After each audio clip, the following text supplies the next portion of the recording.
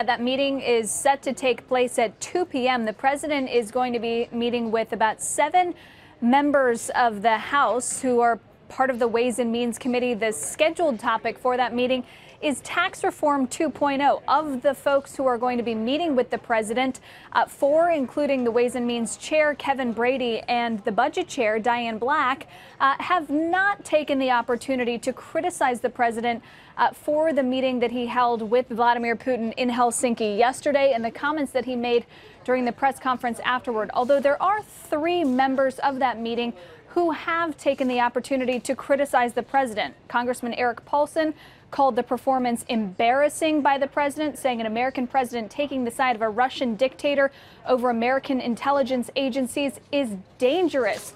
Just for one of those quotes. We'll see what the president has to say when he comes on camera in just a few minutes. We know that the White House has sent talking points to prominent members of the Republican Party in which they say the president does have great confidence in the U.S. intelligence agencies. They reference 4 occasions in the past where the president has blamed Russia for election meddling and said that it was better for the president to meet and to put grievances behind the U.S.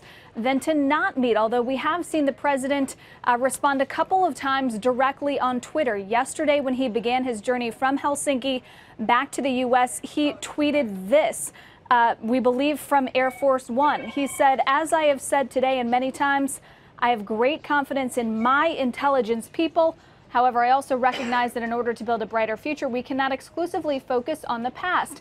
He also tweeted today, "While I had a great meeting with NATO, raising vast amounts of money, I had an even better meeting with Vladimir Putin of Russia." We will see what line the president takes in just a few minutes and what the audience of 7 members of Congress has to say, if anything, when they join him. Back to you. Hey there, Kayla. You know, one of our producers, Jackson Burke, pays a lot of attention to politics, and we took a real close look at all the attendees of this meeting, and you would assume, based on all the controversy from yesterday, that all come from very safe districts, but that doesn't appear to be the case. There's at least 4 in there that are, you know, in districts where they might have to worry about re-election, and their appearance here suggests they're not that worried about appearing with the president, despite what happened yesterday.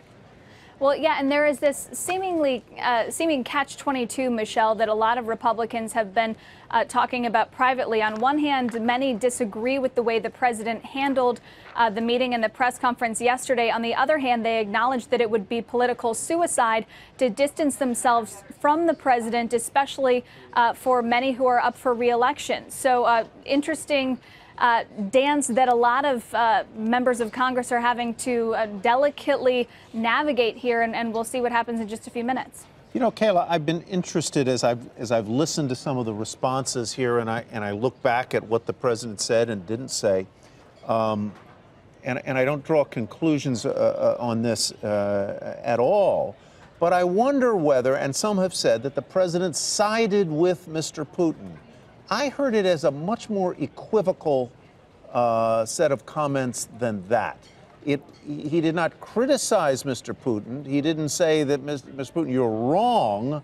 But I didn't hear it quite as black and white as some, even in his own party, have said. Well, it is that very point, Tyler, that I think Republicans are taking issue with. The fact that despite the evidence that so many agencies within the intelligence community have put forth, despite the indictment that the special counsel handed down on Friday, that the president was willing to put the U.S. and Russia on equal footing, say that both countries are at fault for the relations that they have and the deterioration of those relations, and both countries are potentially at fault even for what happened during the 2016 election. That so being equivocal is even too much. The being equivocal. You say yes, I say no. Right. The old Beatles song. But you say yes, I say no. Where do we go from here? But it was not a full-throated response to condemnation to Mr. Putin, and I think that's what people are reacting to here. At any rate, that just an observation. Hey there, thanks for checking out CNBC on YouTube. Be sure to subscribe to stay up to date on all of the day's biggest stories. You can also click on any of the videos around me to watch the latest from CNBC. Thanks for watching.